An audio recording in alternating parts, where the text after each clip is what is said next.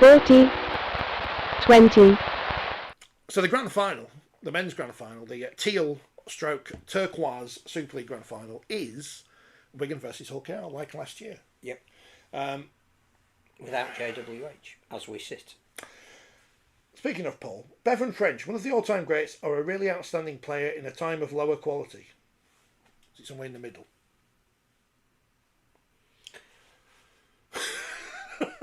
You want to think about this is a tricky question. Yeah, because most of a judgment on a game is one thing. Mm-hmm. And last year in the big games he was the outstanding player, and that elevates him above most other players. But it's a longevity question, and you can't judge that until there's some retrospective, I don't think.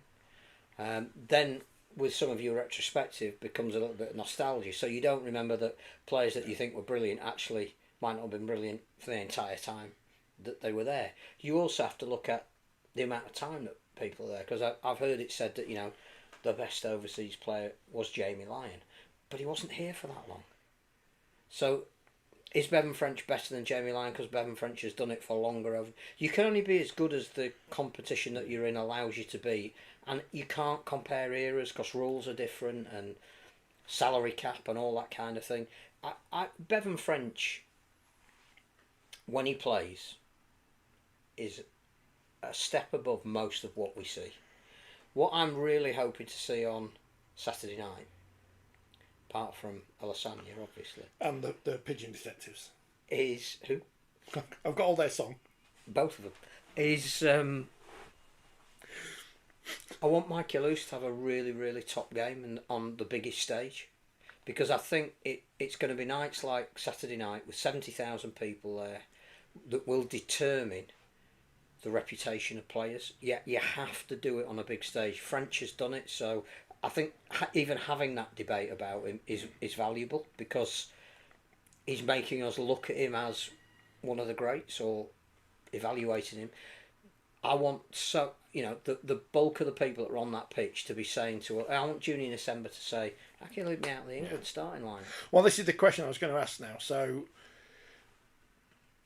Sean Wayne will pick his England squad. He's probably, I assume he already knows what his squad is likely to be. He's narrowing down from 40 people to 24. But the 13 he puts out in the first test at Wembley, 17, 18.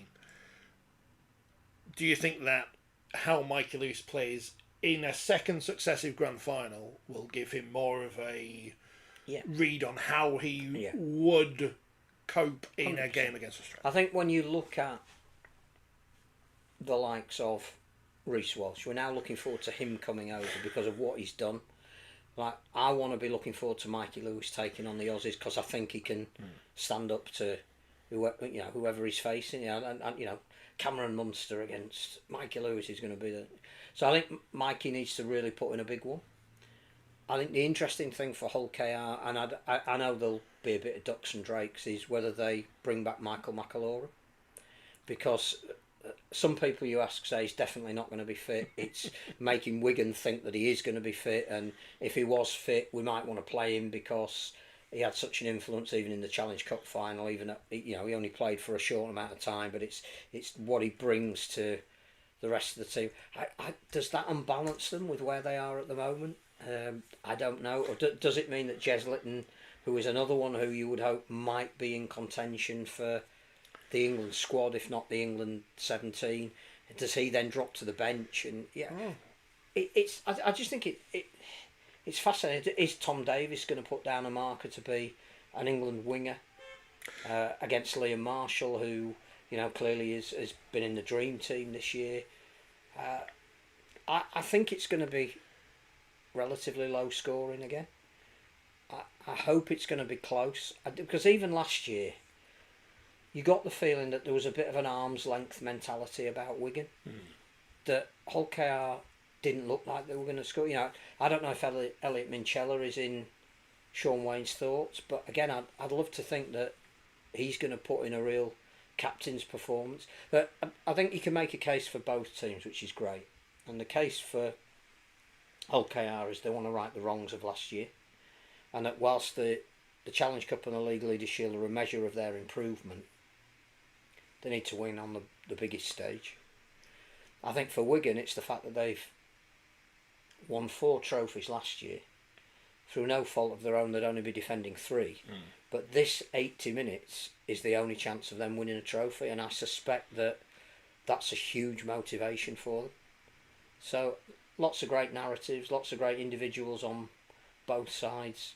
You know, is Brad O'Neill going to cement an England starting spot, or is Cruz Leeming going to come off the bench and cement his England spot, possibly as a bench player, maybe ahead of Jez Litton? Some great battles, big crowd.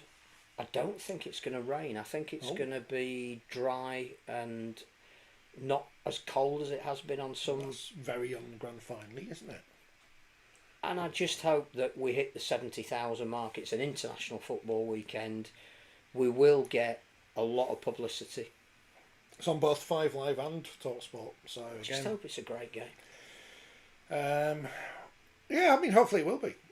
The McIlaurin question's an interesting one, isn't it? Because if you shoehorn him into the side which is playing well, I think it's fair to say playing well, without but, him. They've shown that they can play without him. It's since when they brought back Wellesby, did that change things too much where they went backwards? But what's interesting now is if JWH doesn't win his appeal, do you need then the experience of McIlaurin more than you would have done? So it becomes a very interesting conundrum.